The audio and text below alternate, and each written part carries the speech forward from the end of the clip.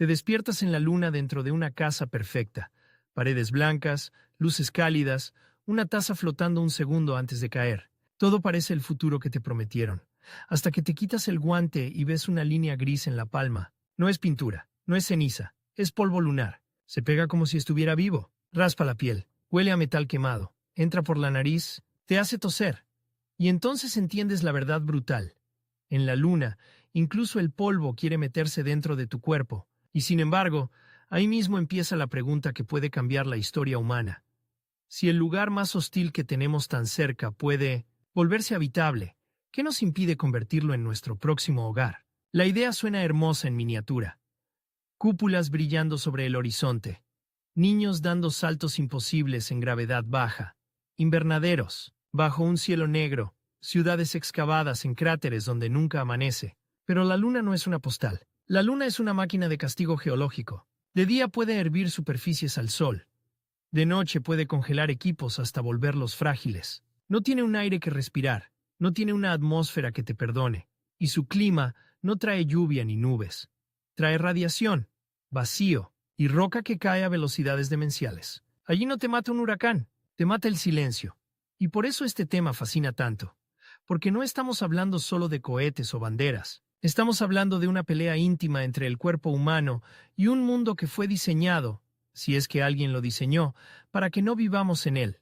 ¿Puede la luna convertirse en casa? No en un campamento para fotos, no en una base temporal con turnos de 6 meses. Casa, un lugar donde alguien diga, vuelvo tarde, cierre una compuerta y sepa que al otro lado hay futuro. La respuesta corta sería fácil y por eso nos sirve. Sí, con suficiente tecnología. No, es demasiado peligroso. Las dos frases suenan inteligentes y las dos esconden la parte más interesante. La guerra real se libra en detalles asquerosamente concretos, en juntas que fallan por polvo microscópico, en trajes que se desgastan como lijados por vidrio, en un panel solar que pierde eficiencia porque una película gris lo cubre, en el momento exacto en que una tormenta solar te obliga a correr hacia un refugio enterrado bajo regolito, en la cuenta matemática de cuántos kilos de agua necesitas, cuántos puedes reciclar, y cuántos puedes sacar del hielo atrapado en sombras eternas cerca del Polo Sur. Sí, sombras eternas. Y aquí empieza el primer giro, porque cuando la mayoría imagina una colonia lunar, piensa en sol, brillo y banderas sobre una superficie plateada, pero los ingenieros, los médicos y los planificadores miran otra cosa. Oscuridad.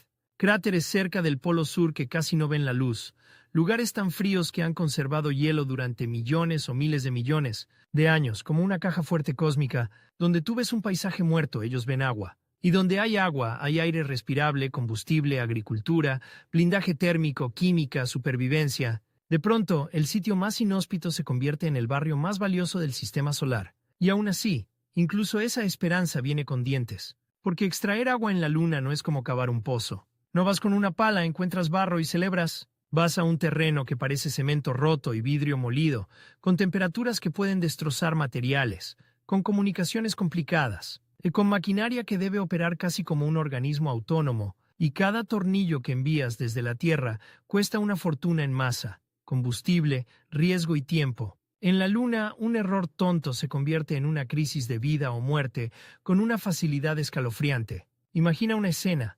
Un módulo presurizado, pequeño, del tamaño de un apartamento apretado. Afuera, un mar de polvo gris y sombras negras más negras que cualquier noche terrestre. Adentro, 4 personas. Cada una arrastra cansancio, sueño incompleto, ansiedad. El sonido del ventilador nunca se detiene. Todo huele a plástico, metal, filtros, electricidad. Una alarma corta el aire. No sabes si es oxígeno, CO2, temperatura, fuga, radiación o software. Tienes segundos para no entrar en pánico. Esa escena no es ciencia ficción decorativa, es la versión honesta de lo que significa intentar vivir fuera de la Tierra. Y aquí está lo que hace este tema irresistible para un canal de remont y transformación. Convertir la Luna en hogar no es colonizar. Un lugar vacío. Es la obra de reforma más extrema jamás intentada. No estamos decorando una casa, estamos rehabilitando un infierno. Cada solución parece una locura, hasta que entiendes el problema que resuelve. Paredes impresas con polvo lunar, hábitats enterrados, túneles de lava usados como escudos naturales, sistemas de reciclaje cerrados donde nada se desperdicia, porque desperdiciar allí equivale a morirse lentamente. El sueño lunar no se construye con glamour. Se construye con ingeniería obsesiva, mantenimiento paranoico y una humildad brutal ante la física. Y la física en la Luna es una maestra cruel. La gravedad lunar es aproximadamente una sexta parte de la terrestre. Suena divertido, y lo es. Durante unos minutos, das saltos más largos, cargas pesos con aparente facilidad, te sientes ligero. Pero el cuerpo humano no negocia gratis. Lo que ganas en movilidad puedes perderlo en músculo, hueso, coordinación, equilibrio, funciones fisiológicas que en la Tierra damos por hechas. Vivir semanas allí ya exige adaptación. Vivir años abre preguntas que todavía no están completamente respondidas. ¿Cómo crecería un niño? ¿Cómo madurarían sus huesos? ¿Qué pasaría con el sistema cardiovascular en una vida entera con baja gravedad?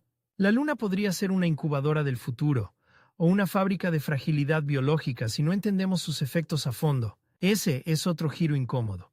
El mayor obstáculo para vivir en la Luna quizá no sea la Luna, sino nosotros. Nuestro cuerpo viene calibrado para un gran atmósfera densa, campo magnético, ciclos de día y noche de 24 horas, bacterias conocidas, comida fresca disponible, agua corriendo con gravedad confiable. Quitas esas condiciones y no solo cambias el paisaje, cambias las reglas de lo humano.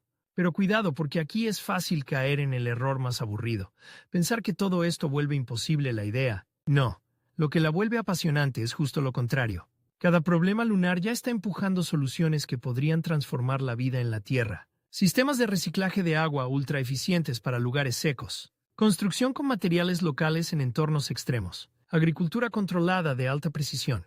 Gestión energética en ciclos brutales. Medicina remota y monitoreo constante. Si aprendemos a sobrevivir donde casi nada perdona, podríamos vivir mejor donde todavía hay margen para reparar. Y ahora viene la pregunta que separa la fantasía del plan. ¿Quién está intentando hacerlo de verdad? No son solo guionistas y artistas conceptuales. Hay programas reales, misiones reales, pruebas reales. La mirada está clavada en el polo sur lunar por una razón simple y poderosa. Allí podría haber hielo en zonas permanentemente sombreadas, y el hielo cambia toda la ecuación. Además, la Luna está volviendo al centro del tablero estratégico. Ciencia, tecnología, prestigio, autonomía industrial, minería futura, ensayos para Marte. Lo que antes era una carrera de banderas ahora es una carrera de infraestructura. Ya no basta con llegar, hay que quedarse. Y quedarse significa dominar energía, refugio, movilidad, comunicaciones, extracción de recursos y supervivencia médica. En otras palabras, pasar de misión a barrio. Pero antes de imaginar avenidas bajo cúpulas, hay que bajar al suelo, literalmente al polvo, y enfrentar al enemigo más subestimado de todos. No es la radiación, no es el vacío, no es el frío, es el detalle. El detalle que rompe planes heroicos. El detalle que no sale bonito en el render. El detalle que no perdona la improvisación. El polvo lunar es una pesadilla de ingeniería y salud. Fino, abrasivo, cargado, pegajoso. En la era Apolo, los astronautas ya reportaron lo insoportable que era. Se adhería a trajes y equipos, invadía el interior, irritaba garganta, piel, ojos. Ahora imagina eso multiplicado por una estancia larga, con más caminatas, más maquinaria, más juntas, más filtros, más superficies críticas. Un solo grano en el lugar incorrecto puede convertir una pieza confiable en una ruleta. Un desgaste acumulado puede arruinar una operación entera. En la Tierra sacudes el zapato y sigues. En la Luna, el polvo puede convertirse en un huésped tóxico con derecho a romper tu casa desde dentro. Y aquí entra una imagen que cuesta olvidar. Piensa en cada salida al exterior como si tus astronautas regresaran cubiertos de una mezcla de ceniza volcánica y vidrio molido electrificado. Eso es lo que debe cruzar la compuerta sin contaminar el hábitat. Por eso existen ideas como puertos de traje externos, donde el traje se queda fuera y la persona entra directamente al módulo, minimizando la invasión de polvo. Suena elegante, hasta que recuerdas que todo mecanismo extra es otro punto de fallo. En la Luna, cada solución trae un nuevo problema escondido detrás. Ese patrón, solución que genera otro desafío, es la verdadera narración de la conquista lunar. Y es mucho más interesante que la versión de póster. ¿Quieres energía? Perfecto, colocas paneles solares. El polvo los ensucia. Las noches lunares duran aproximadamente 2 semanas terrestres en muchas zonas, así que necesitas almacenamiento brutal o fuentes complementarias. Te vas al polo para aprovechar picos de luz más estables en ciertas elevaciones. Maravilloso. Ahora lidiarás con terrenos difíciles, sombras extremas y logística de extracción en frío severo. ¿Quieres protegerte de radiación? Enterramos hábitats bajo regolito. Excelente. Entonces necesitas excavadoras fiables, mantenimiento, diseño estructural en baja gravedad y control térmico de una infraestructura semienterrada. ¿Quieres producir comida local? Bien. Ahora debes cerrar ciclos biológicos, gestionar humedad, hongos, nutrientes, polinización o sustitutos, y además cuidar la salud mental, de personas encerradas mirando siempre el mismo techo. Sí, salud mental, porque una casa no se define solo por paredes y oxígeno. Se define por la capacidad de soportar la vida diaria sin romperte por dentro. La luna te impone aislamiento real. Si algo sale mal, no baja una ambulancia de la esquina. No hay aire afuera. No hay paseo para despejarte sin traje. No hay lluvia, árboles, olores de calle, ni una ventana que puedas abrir. El cielo no cambia como en la tierra. Es un negro absoluto incluso de día. La tierra vista desde la luna puede ser consuelo o tortura, un recordatorio hermoso de todo lo que está lejos. Para una misión corta esa imagen inspira, para una vida larga puede doler, y aquí aparece otro giro narrativo potente. Quizás la primera casa lunar no se parezca nada a una casa. Quizás no tenga grandes ventanas por razones obvias. Quizás no sea una cúpula transparente como nos vendieron durante décadas. Quizás sea una estructura enterrada, compacta, modular, fea por fuera y cuidadosamente diseñada por dentro para engañar al cerebro. Luces que imitan ciclos circadianos, sonidos controlados, colores cálidos, zonas privadas milimétricas, rincones de intimidad, espacios de ritual. Una casa lunar, al principio, será más parecida a una mezcla entre submarino, hospital, taller y monasterio que a una villa futurista. Y sin embargo, si allí alguien puede dormir seguro, comer, reír, discutir y planear el día siguiente, eso ya será una forma de hogar. Pero estamos adelantándonos. Antes de hablar de cómo se vive, hay que preguntarse cómo se llega a un punto en el que quedarse tenga sentido. Porque mandar personas a la luna es difícil. Mantenerlas vivas más allá de una visita breve es otro nivel. Y convertir esa presencia en permanente implica resolver una cadena completa. Transporte regular, suministros, redundancia, reparación, local, producción de consumibles, protocolos de emergencia, evacuación posible o imposible, medicina avanzada, gobierno interno, entrenamiento continuo, normas de trabajo, distribución de energía, gestión de residuos, protección contra incendios en hábitats presurizados y, por supuesto, dinero. Muchísimo dinero. Una colonia lunar no fracasa solo por falta de tecnología, puede fracasar por una hoja de cálculo. Y aún así, la humanidad vuelve una y otra vez a esta idea. ¿Por romanticismo? En parte. ¿Por ego? También. ¿Por estrategia? Muchísimo. La luna es un banco de pruebas para aprender a vivir fuera de la Tierra sin irnos todavía demasiado lejos. Está lejos para que sea difícil y peligrosa. Está cerca para que siga siendo alcanzable. Es el examen final antes del interplanetario. Por eso cuando alguien pregunta, ¿puede la luna ser un hogar permanente? La pregunta real es más grande. ¿Somos capaces de convertir una presencia frágil en una civilización resiliente, empezando en el peor sitio posible que todavía podemos alcanzar? Y aquí, justo cuando parece que todo se inclina hacia el sí, pero algún día llega el golpe que enfría el entusiasmo. Incluso si mañana aterrizara un hábitat perfecto, incluso si hubiera energía, agua y refugio, la luna seguiría teniendo una forma de violencia, que no se negocia con optimismo. La radiación y los impactos de meteoroides pequeños no hacen ruido de advertencia como en las películas. No te dan tiempo dramático para discursos. Son el tipo de amenaza que obliga a diseñar capas, redundancias y protocolos para eventos raros que, cuando ocurren, pueden terminarlo todo. En la Tierra, muchas veces sobrevivimos gracias a que el planeta nos protege sin que lo notemos. Atmósfera, campo magnético, masa, oceánica, geología activa, biosfera. En la Luna, esa protección desaparece, y de repente la ingeniería tiene que reemplazar una parte de lo que aquí hace un planeta entero. Esa es la escala de la ambición.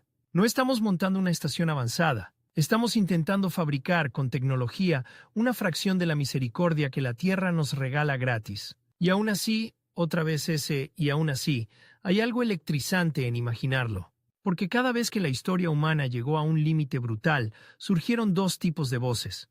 Las que decían no se puede y las que respondían todavía no sabemos cómo. La luna está exactamente en ese punto. Entre la arrogancia y la humildad, entre el render y la avería, entre la épica y el mantenimiento, Así que si vamos a responder de verdad si puede convertirse en un hogar permanente, tenemos que hacer algo incómodo pero emocionante.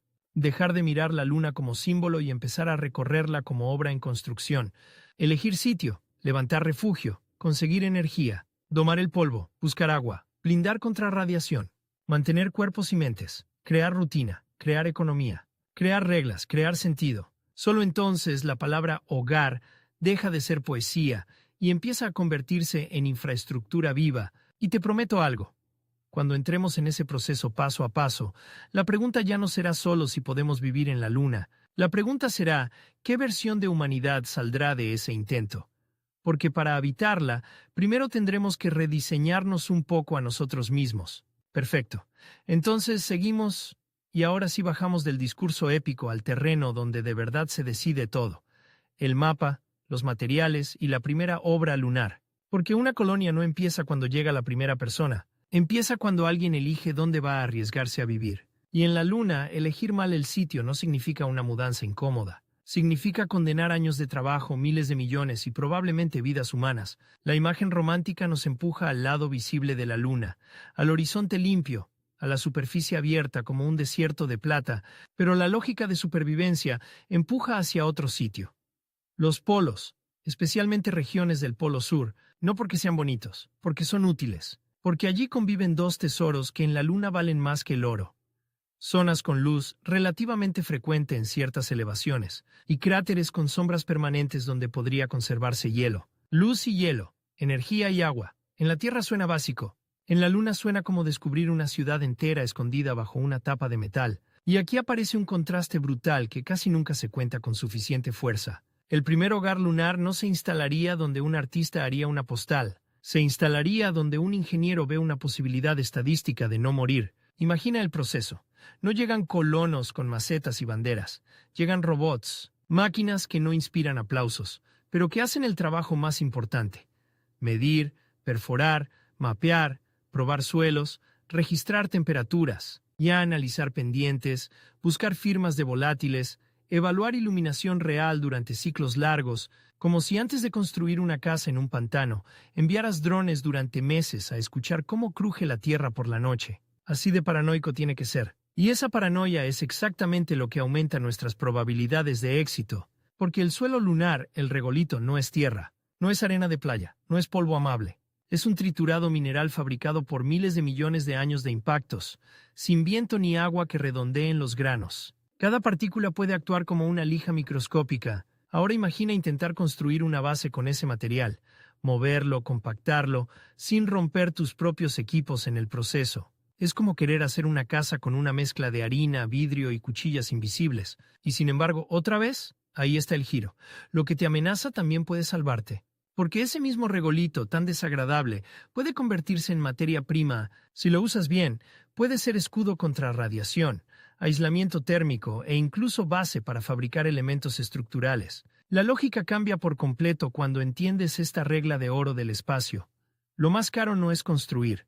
Lo más caro es transportar masa desde la Tierra. Cada kilo lanzado cuesta energía, dinero, complejidad, riesgo. Así que el sueño de una luna habitable depende de una idea casi artesanal y a la vez futurista. Usar lo que ya está allí. Esto transforma la narrativa. Ya no es llevar una ciudad a la luna. Es aprender a fabricar una ciudad con roca lunar. Y eso suena espectacular hasta que miras el inventario real. Para que una presencia humana sea permanente, necesitas más que paredes. Necesitas una cadena completa de supervivencia que funcione sin depender de cargamentos constantes, como si fueran respiración artificial, energía continua o bien gestionada, agua, oxígeno, refugio, reparación, movilidad, comunicación, control térmico, almacenamiento, manejo de residuos, redundancia. Si uno de esos pilares falla, no se cae un proyecto. Se cae la posibilidad de permanecer. Por eso la primera fase de una casa lunar se parecerá menos a una casa y más a un campamento industrial de precisión quirúrgica. No habrá grandes avenidas, habrá rutas marcadas para rovers. No habrá jardines abiertos, habrá módulos cerrados con humedad controlada, no habrá garajes, habrá esclusas y zonas de descontaminación, no habrá paredes decoradas. Habrá paneles con sensores, líneas de vida, válvulas, indicadores, filtros, redundancias, y aún así, dentro de esa austeridad, Cada detalle tendrá una carga emocional enorme, porque cuando un espacio está rodeado de vacío, una mesa donde se comparte comida deja de ser mobiliario. Se vuelve un acto de resistencia. Ahora imagina la llegada del primer conjunto de módulos habitables permanentes. No aterriza una ciudad, aterrizan piezas, como si el futuro llegara desmontado. Cada módulo tiene una función concreta. Soporte vital, hábitat, laboratorio, energía, almacenamiento, control. Se despliegan antenas, se extienden paneles, rovers acercan contenedores, brazos robóticos alinean conexiones, se prueba presión, se verifica sellado, se monitorizan fugas, se estabiliza temperatura, todo lento, meticuloso, tenso. Nadie se puede permitir el lujo de confiar a ojo. Y aquí entra un detalle que vuelve todo más cinematográfico y más real. En la Luna, el tiempo operativo no siempre sigue el reloj humano. Sigue la luz, la energía, las ventanas de comunicación, la temperatura, los márgenes de seguridad. Una tarea que en la Tierra harías en una tarde puede requerir días de preparación, no porque falte habilidad, porque afuera no existe el margen del error recuperable. Piensa en conectar dos módulos. En un barrio terrestre, eso suena a tuberías, soldadura, cables, algo de ruido. En la Luna, es una operación donde una junta mal asentada puede generar fuga, condensación inesperada, pérdida de presión, contaminación, por polvo o fallos térmicos. Un conector allí no es una pieza, es una frontera entre la vida y el vacío. Y hablando de fronteras, hay una que obsesiona a cualquiera que quiera vivir en la Luna. La frontera entre interior y exterior. En la Tierra, la casa se separa del clima. En la Luna, la casa se separa de la muerte. Suena exagerado, pero no lo es. Una puerta mal cerrada aquí te entra frío. Una compuerta mal cerrada allí puede terminar una misión. Por eso las entradas y salidas no serán simples accesos, sino rituales técnicos, chequeos cruzados, presiones, verificaciones, limpieza de polvo, estado del traje, estado del sistema, confirmaciones redundantes. La rutina misma se convierte en tecnología, y en esa rutina aparece uno de los grandes giros psicológicos del proyecto lunar. La heroicidad no estará en los grandes momentos, sino en la disciplina repetida, no en plantar una bandera, no en mirar la Tierra desde el horizonte, no en una frase histórica. La heroicidad estará en cambiar un filtro a tiempo, en detectar una anomalía de CO2 antes de que escale, en notar un desgaste mínimo en una junta, en posponer una salida porque el riesgo no compensa, en hacer mantenimiento cuando nadie está mirando. Eso, para un video, es oro narrativo, porque rompe la expectativa. El espectador entra pensando en cohetes, y tú lo llevas a entender que el futuro se sostiene con manos cansadas, apretando tornillos en silencio. Pero todavía no hemos hablado del corazón de todo esto. La energía. Sin energía, la Luna no es hogar, es tumba cara. Un hábitat lunar necesita electricidad para casi todo.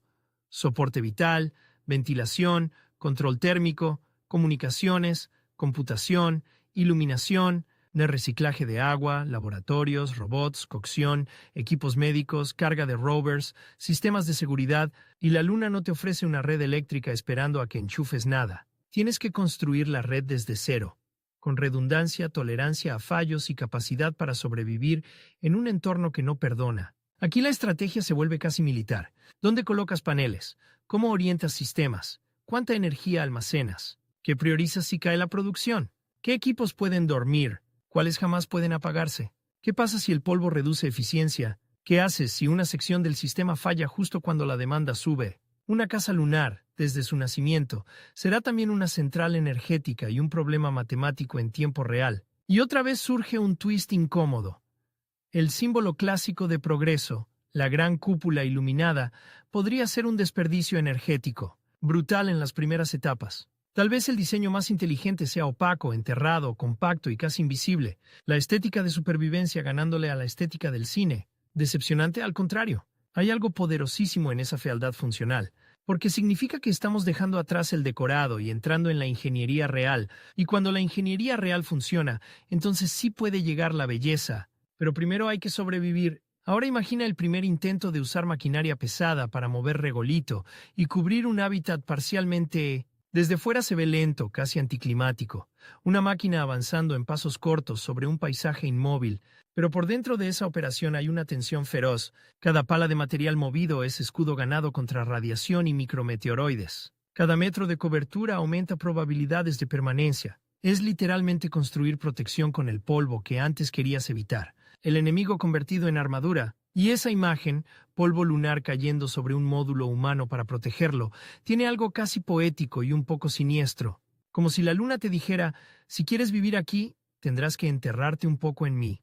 Eso cambia también el diseño interior, porque si los primeros hábitats son compactos y parcialmente enterrados, la arquitectura deberá luchar contra una amenaza que en la Tierra se subestima, la sensación de encierro. Habrá que diseñar espacios con un cuidado casi psicológico, luz que imite amaneceres, superficies menos clínicas, sonidos controlados, posiblemente pantallas que simulen ventanas o paisajes para aliviar la monotonía visual, zonas privadas reales, aunque pequeñas, porque la privacidad no es lujo, es mantenimiento mental. En un entorno cerrado, no poder estar solo puede desgastar a una persona tan lentamente como una fuga microscópica desgasta un sistema. Y aquí, sin repetir la parte anterior, entramos en algo más profundo. Una base permanente no solo necesita ingeniería de máquinas, necesita ingeniería de convivencia. ¿Quién limpia qué? ¿Cómo se reparten las tareas desagradables? ¿Qué pasa si alguien comete un error grave? ¿Quién decide si se cancela una salida? ¿Cómo se resuelve un conflicto cuando no puedes irte a casa porque ya estás dentro de ella y afuera no hay aire? La luna obliga a mezclar perfiles que en la Tierra suelen vivir separados. Técnico, médico, psicólogo, operador, mecánico, científico, cocinero, mediador. La tripulación ideal no será la más brillante individualmente, sino la que mejor resista la fricción diaria, porque en una colonia embrionaria, una discusión mal gestionada puede contaminar turnos, decisiones y seguridad. La convivencia será parte del soporte vital, y ahora vamos a una escena que suele pasar desapercibida en la imaginación popular, pero que define la permanencia. El primer problema serio de reparación local, no una gran explosión, no un desastre épico, algo peor, una avería persistente y molesta, un componente que empieza a fallar de forma intermitente, no se rompe del todo, no da un patrón claro, produce errores raros, se comporta bien en pruebas y mal en operación. En la Tierra pedirías un repuesto y llamarías a soporte. En la Luna, cada diagnóstico consume tiempo, energía y concentración. Cada intento requiere herramientas, procedimientos, piezas adaptadas. Cada hora invertida ahí es una hora robada a otras tareas críticas. Ese tipo de problema, en una base lunar, puede volverse una pesadilla silenciosa. Y justo ahí nace una de las condiciones más importantes para que la Luna sea hogar. Capacidad de reparar, improvisar y fabricar localmente. No basta con usar tecnología avanzada, hay que usar tecnología mantenible, modular, reparables. Comprensible por quienes están allí. Si el sistema es una caja negra que solo funciona perfecto o falla por completo, no sirve para una presencia humana permanente. Una colonia no necesita gadgets impresionantes. Necesita sistemas tercos. Por eso las primeras casas lunares probablemente serán brutalmente pragmáticas. Cada objeto tendrá varias funciones. Cada volumen contará. Habrá piezas estándar repetidas a propósito, herramientas compatibles entre sistemas. Menos capricho, más interoperabilidad. Como una estación de emergencia convertida poco a poco en lugar habitable, primero funcionalidad extrema, luego comodidad, después cultura. Sí, cultura. Porque cuando una comunidad pasa de sobrevivir a permanecer, aparece algo que cambia por completo la historia. Costumbres, horarios propios, formas de celebrar, chistes internos, maneras de cocinar con recursos limitados, música en turnos nocturnos, tradiciones nacidas de la necesidad. El momento en que dejas de estar asignado a una base y empiezas a sentir que perteneces a un lugar, ese paso no se fabrica con titanio, se fabrica con tiempo. Pero todavía estamos en la fase donde el tiempo se compra a base de redundancia. Y aquí llega otro twist importante. En la Luna, duplicar sistemas no es lujo, es moralidad. Tener respaldo para oxígeno, energía, comunicaciones, agua, control térmico, no es gastar de más. Es reconocer que la vida humana no puede depender de una sola cadena de éxito. La redundancia, que en otros contextos suena ineficiente, aquí es la base ética del diseño. Entonces, ¿puede la Luna volverse hogar? A esta altura de la historia todavía no tenemos permiso para responder. Lo que sí podemos decir es algo más interesante. El camino no pasa por una gran invención mágica, sino por cientos de decisiones correctas encadenadas, selección del sitio, automatización previa, construcción con material local, control del polvo, energía robusta, espacios habitables psicológicamente viables, sistemas reparables, redundancia, disciplina, convivencia. Y cuando todo eso empieza a funcionar al mismo tiempo, ocurre un momento casi invisible pero enorme. una base deja de sentirse como un campamento y empieza a parecerse a una casa en construcción. No porque se vea bonita, porque ya no vive solo del próximo cargamento. Empieza a sostenerse, aunque sea de forma frágil, por su propia organización interna. Imagínalo como un latido. Al principio cada latido depende de la tierra. Después algunos procesos empiezan a cerrarse localmente. Reciclaje más eficiente, mantenimiento más autónomo, mejor uso del suelo, menos dependencia de repuestos específicos, más capacidad de producir consumibles. Ese cambio es el verdadero inicio de la permanencia, no una inauguración, no una foto, un cambio de metabolismo. Y sin embargo, justo cuando parece que la lógica está tomando forma, nos golpea la siguiente barrera. Una colonia puede resolver espacio, de energía y refugio, y aún así fracasar por no dominar el recurso más engañoso de todos, el agua. Porque sí, el hielo lunar es una promesa, pero una promesa no es un vaso lleno. Encontrarlo, extraerlo, purificarlo, almacenarlo y convertirlo en un flujo confiable para consumo, higiene, oxígeno y combustible es otra guerra completa. Una guerra técnica, térmica y logística que puede decidir si la Luna será un puesto avanzado costoso o el primer hogar humano fuera de la Tierra. Y cuando entremos ahí, la historia se vuelve todavía más intensa, porque ya no estaremos hablando de paredes y paneles. Estaremos hablando de algo más primitivo y más urgente, como beber, respirar y seguir vivos en un lugar que lleva miles de millones de años sin necesitar a nadie. Respirar en la Luna no empieza en los pulmones. Empieza en una roca helada escondida en una sombra que quizá no ha visto luz solar directa en millones de años. Y esa frase, que suena casi mística, en realidad describe una cadena industrial brutal. Si quieres una casa permanente en la Luna, necesitas convertir hielo enterrado en supervivencia diaria. No en teoría, no en un gráfico bonito. En litros, kilos, presión, pureza, temperatura, caudal, reservas, margen. Porque el agua en una base lunar no es solo agua, es sangre del sistema. Bebes agua. Lavas con agua, enfrías equipos con agua, cultivas con agua, reciclas agua. De esa agua extraes oxígeno para respirar. Y si la infraestructura lo permite, separas hidrógeno y oxígeno para combustible. De pronto, un puñado de hielo en un cráter deja de ser un detalle geológico y se convierte en el punto de apoyo de una civilización. Pero aquí llega el giro más incómodo de esta parte. Incluso si confirmas que hay hielo, eso no significa que tengas una fuente estable. Porque una cosa es detectar señales de agua, otra muy distinta es explotarla de forma continua con máquinas reales, en condiciones lunares reales. En la Tierra, si una excavadora falla, mandas otra, llamas a técnicos, esperas repuestos. En la Luna, una avería puede congelarte el futuro. Literalmente, imagina la escena. Un rover minero baja hacia una zona de penumbra cerca de un cráter polar. La temperatura cae a niveles extremos. Sus articulaciones trabajan más rígidas, los sensores deben lidiar con contrastes violentos entre áreas iluminadas y oscuras. El polvo se mete donde puede.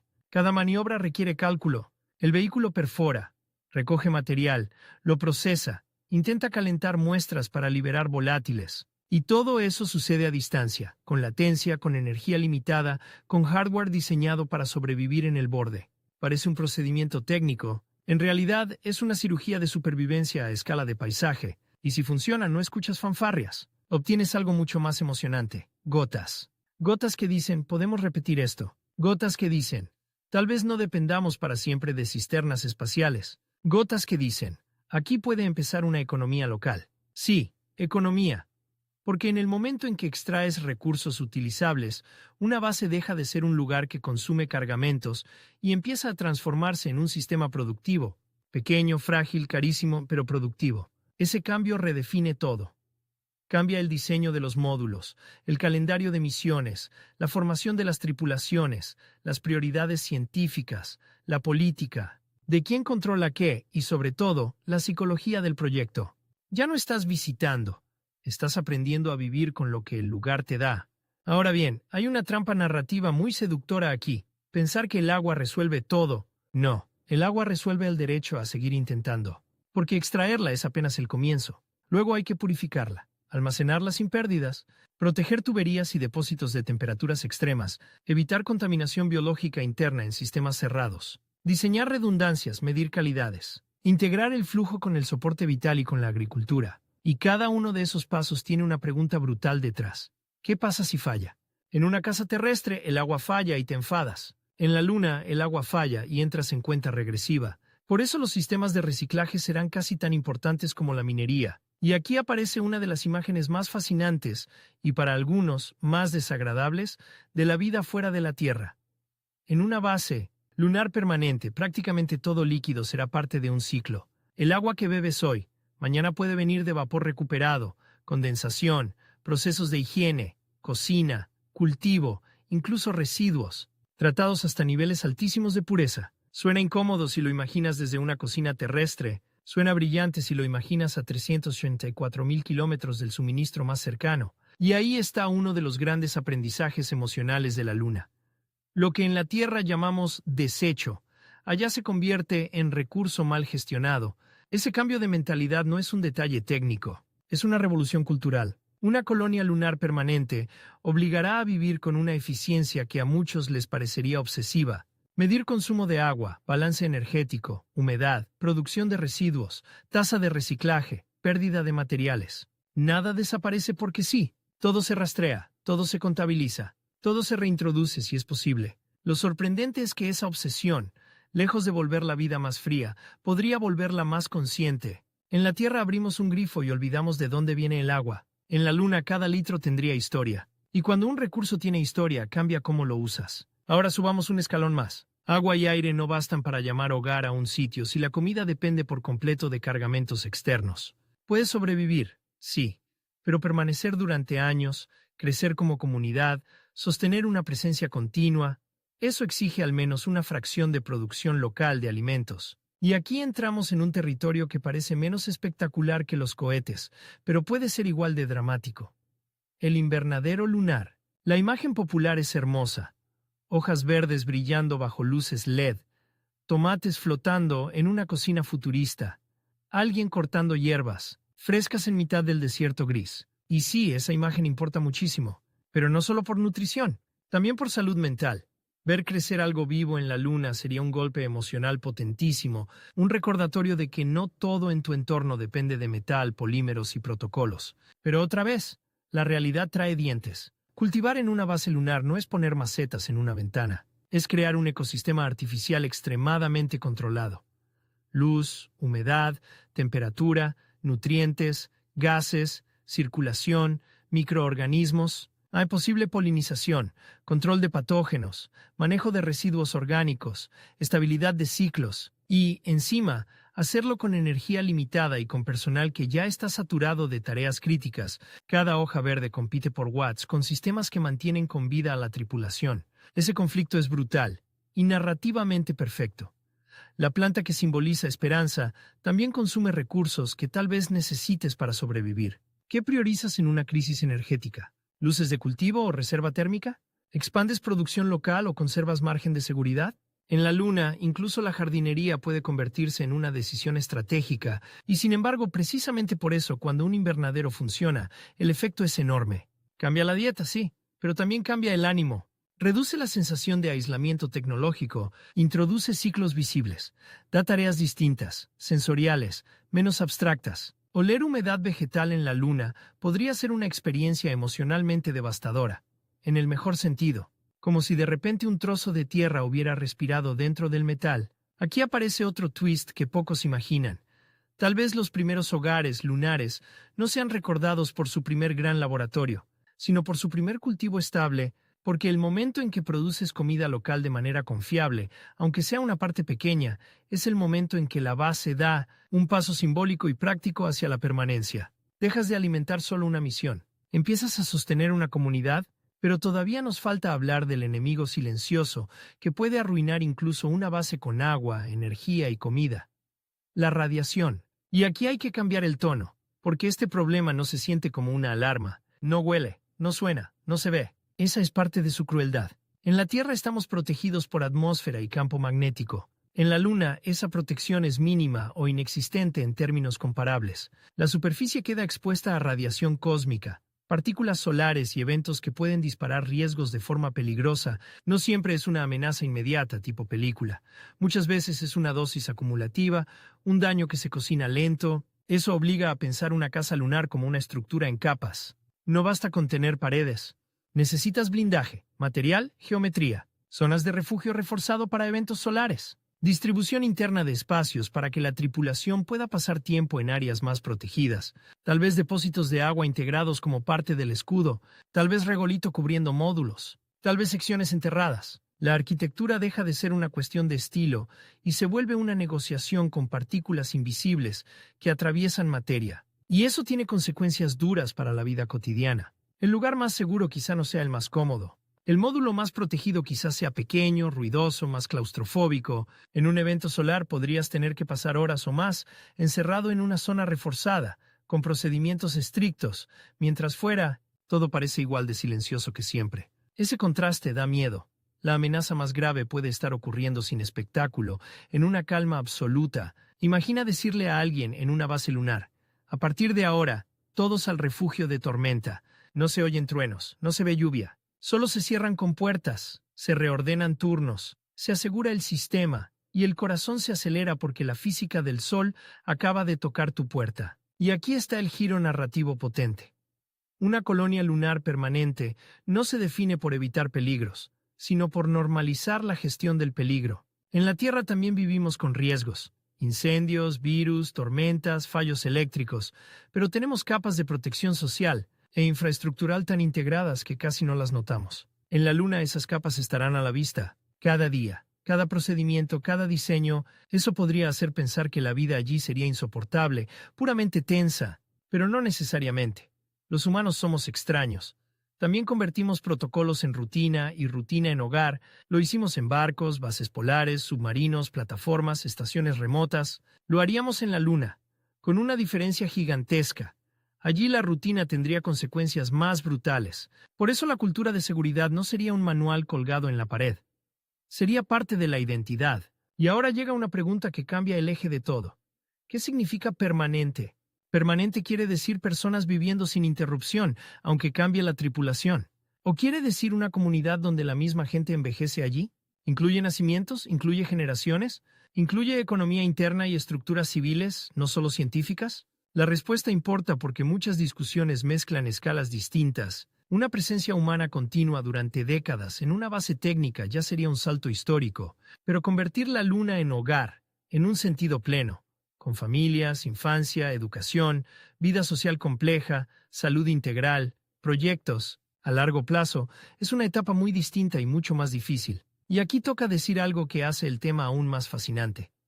Puede que el mayor obstáculo de la Luna como hogar no sea construir la base, sino pasar de presencia profesional a vida civil. Una base científica puede tolerar incomodidades, rutinas rígidas, espacios pequeños y una lógica de misión. Una comunidad civil necesita mucho más: diversidad de roles, privacidad, tiempo libre real, educación, ocio, atención psicológica continua, cultura, gobernanza, justicia interna, manejo de desigualdades, sentido de futuro para personas que no están allí, de paso. Ese salto es inmenso. Es pasar de campamento técnico a sociedad embrionaria y, sin embargo, precisamente en ese salto aparece el lado más humano y más impredecible de la historia. Porque en el momento en que un lugar deja de ser solo un destino de expertos y empieza a imaginar habitantes permanentes, cambia la pregunta central. Ya no es ¿podemos mantenerlos vivos?, sino ¿podemos ofrecer una vida que merezca ser vivida? Esto golpea fuerte. Una cápsula puede ser habitable. Una vida necesita algo más que habitabilidad. Necesita horizonte, necesita propósito, necesita belleza, aunque sea pequeña. Necesita vínculos que no estén reducidos a turnos de trabajo. Necesita margen para equivocarse, cambiar, crecer. Y la Luna al principio ofrecerá muy poco margen. Todo será caro, medido, frágil. ¿Cómo se construye humanidad plena ahí dentro sin que se convierta en una jaula tecnológica de alta precisión? Aquí es donde el guión se vuelve verdaderamente interesante, porque no hay una sola respuesta. Hay caminos posibles. 1. Aceptar que la Luna, por mucho tiempo, será un lugar de presencia continua, pero no de vida civil masiva, una especie de frontera técnica permanente. 2. Empujar gradualmente hacia comunidades más complejas, aumentando autonomía y calidad de vida hasta que deje de ser solo una base. 3. Usarla sobre todo como escalón para Marte y otras misiones, sin convertirla nunca en un gran asentamiento humano. 4.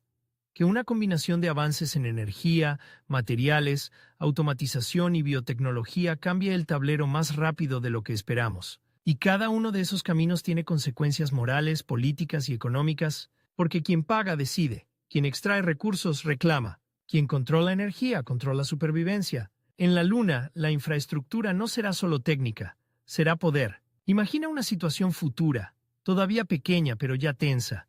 Dos instalaciones operando en regiones cercanas del polo, con intereses distintos. Una prioriza ciencia, otra infraestructura de recursos. Comparten riesgos, pero compiten por ventanas, rutas, logística, soporte de comunicaciones, acceso a zonas útiles. No hace falta una guerra para que aparezca fricción. Basta con escasez y ambición. De pronto la pregunta, ¿puede la Luna ser hogar? Se mezcla con otra mucho más terrenal. ¿De quién sería ese hogar bajo qué reglas?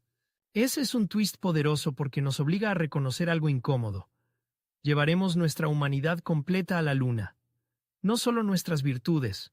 También llevaremos competencia, errores, burocracia, orgullo, desigualdades. El reto no será únicamente sobrevivir al entorno lunar. Será evitar replicar, amplificar o exportar nuestros peores hábitos en un lugar donde las consecuencias son más severas. Y aún así, incluso esa posibilidad no mata el sueño. Lo vuelve más serio.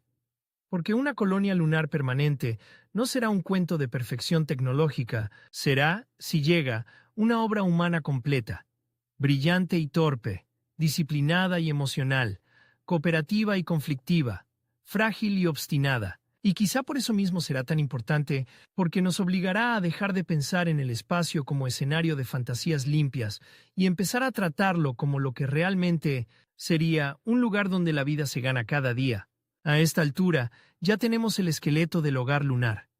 Agua como sangre del sistema, reciclaje como cultura, agricultura como estabilidad, material y psicológica, blindaje contra radiación, rutinas de seguridad, tensión entre base técnica y comunidad civil, y la sombra de la política detrás de la infraestructura. Parece enorme, lo es, pero todavía falta la prueba final, la más cruel. La que separa un proyecto espectacular de un verdadero hogar. ¿Qué pasa cuando algo sale mal de verdad?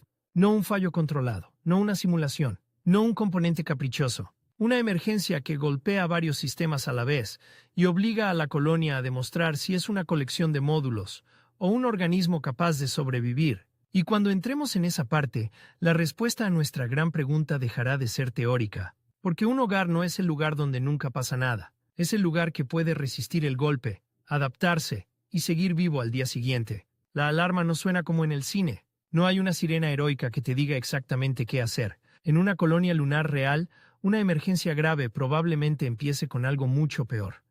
Una secuencia de señales ambiguas. Un descenso pequeño de presión en un módulo secundario. Una lectura térmica fuera de rango en una línea de distribución. Un pico de consumo en el sistema eléctrico cuando no debería haberlo. Un sensor que dice todo bien y otro que susurra no. Durante unos segundos, nadie sabe si están viendo un fallo de instrumento o el principio de una catástrofe. Y esos segundos son la frontera final entre base impresionante y hogar permanente, porque una base puede funcionar mientras todo sale según el plan. Un hogar se define cuando el plan se rompe. Imagina la escena con calma, porque aquí la tensión no está en la velocidad, sino en la precisión. Afuera, la luna sigue igual. Negra, gris, silenciosa, inmóvil. Adentro, la colonia entra en un estado distinto de realidad. Las pantallas cambian de prioridad. Se cancelan tareas no críticas. Se cierran compuertas internas por sectores. Se redistribuye energía. Una persona corre diagnóstico, otra verifica manualmente válvulas, otra revisa estado de trajes, otra asegura el refugio reforzado por si la avería escala y obliga a concentración de la tripulación. Nadie grita. Y precisamente eso da más miedo, porque si la colonia quiere ser permanente, no puede depender del pánico ni del heroísmo improvisado. Tiene que depender de procedimientos practicados hasta el cansancio. La permanencia se construye antes de la crisis, en simulacros que parecen tediosos, en listas de verificación, en entrenamiento cruzado, en sistemas que suponen que algo va a fallar. Y aquí aparece el gran giro de toda la historia. Tal vez la pregunta, ¿puede la luna ser un hogar? Nunca se responda con una gran inauguración, sino con un parte técnico aburrido que diga algo como fuga contenida, sistema estabilizado, operación continua. Eso sería histórico, porque significaría que la colonia no solo existe, resiste. Ahora llevemos esa idea al extremo. Supón una emergencia compuesta, la clase de evento que los ingenieros temen y los guionistas adoran. Micrometeoroide que daña una línea externa. Plus. Ingreso de polvo en un mecanismo crítico. Plus. Caída parcial de generación energética en una ventana operativa mala. No una gran explosión. Algo más real y más cruel.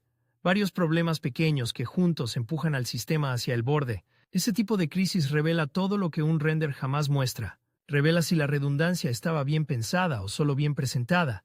Revela si la tripulación entiende el sistema de verdad o solo sigue protocolos. Revela si el diseño permite aislar fallos sin matar funciones esenciales. Revela si la cultura de la base premió la disciplina o maquilló riesgos para cumplir cronogramas. En la Tierra, muchas infraestructuras sobreviven gracias a que el entorno amortigua errores. En la Luna, el entorno amplifica errores. Por eso la colonia permanente tendrá que parecerse más a un organismo con reflejos que a un conjunto de módulos conectados. Detectar, aislar, reconfigurar, reparar, aprender, repetir. Y aquí está una de las imágenes más poderosas para cerrar esta historia.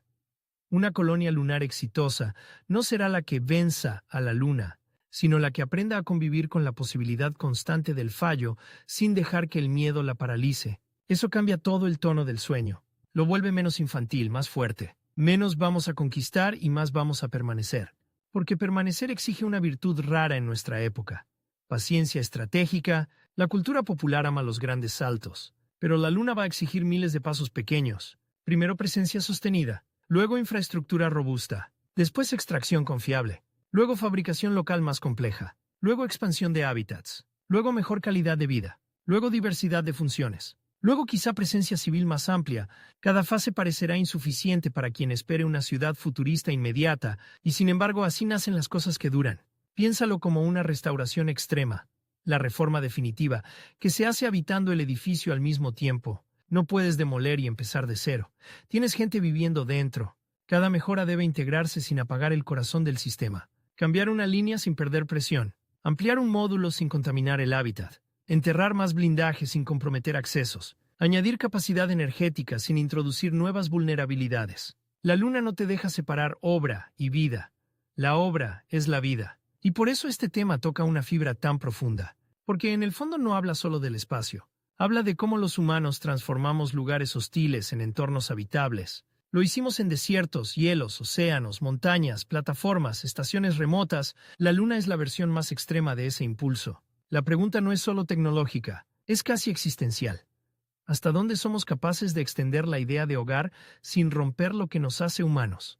Y aquí viene otra vuelta importante. La respuesta podría ser sí, pero no como lo imaginamos. No una megaciudad de cristal en pocas décadas. No una expansión masiva inmediata. No una suburbia lunar con normalidad terrestre empaquetada. El primer hogar lunar permanente. Si llega, probablemente será compacto, caro, técnico, incómodo y extraordinariamente regulado. Tendrá espacios estrechos, protocolos estrictos, ritmos duros, y una dependencia inicial de la Tierra que tardará años en disminuir. Habrá días emocionantes, y muchísimos días de mantenimiento, calibración, limpieza, monitoreo y trabajo repetitivo, y aún así será un hogar. Porque hogar no significa comodidad perfecta, significa continuidad de la vida. Significa que hay rutina, cuidado, memoria, pertenencia. Significa que no estás solo sobreviviendo una visita. Significa que existe un mañana previsto en ese lugar. Ese matiz lo cambia todo. Ahora, seamos honestos con la parte difícil, la que muchas narrativas esquivan porque rompe la fantasía limpia. La Luna puede volverse hogar para algunos y seguir siendo un lugar profundamente desigual. Al principio, vivir allí será un privilegio extremo, decidido por instituciones, presupuestos, selección de perfiles y objetivos estratégicos. No será una migración abierta, será una presencia filtrada. Eso plantea preguntas incómodas. ¿Quién va y por qué? ¿Quién asume riesgos? ¿Quién se beneficia de los recursos? ¿Qué derechos tiene alguien que vive años allí? ¿Qué pasa si una persona ya no puede trabajar al nivel esperado? ¿Quién decide cuándo una base pasa de misión científica a comunidad con estatus propio? Estas preguntas no son un accesorio político añadido después. Forman parte de la arquitectura real de un hogar lunar, porque una casa también es un conjunto de reglas, derechos y responsabilidades. Sin eso tienes instalación. Con eso empiezas a tener sociedad, y cuando aparece la sociedad, aparece otro elemento decisivo. Los niños. Aunque pasen muchos años antes de que sea viable, no porque mañana vaya a ocurrir, sino porque su sola posibilidad redefine el estándar de hogar. Una base diseñada para adultos altamente entrenados puede tolerar niveles de riesgo que jamás aceptarías para una infancia. En el momento en que alguien formula en serio la pregunta, ¿podría criarse aquí un niño? Toda la infraestructura queda bajo una luz más dura. Radiación, gravedad, educación, desarrollo fisiológico, atención médica, emergencias, espacio vital, socialización.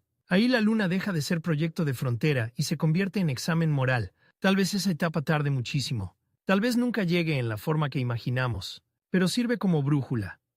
Cuanto más cerca esté una colonia de ofrecer una vida digna y segura a personas no especializadas, más cerca estará de ser hogar en el sentido pleno. Mientras tanto, hay un escenario más realista y no menos impresionante.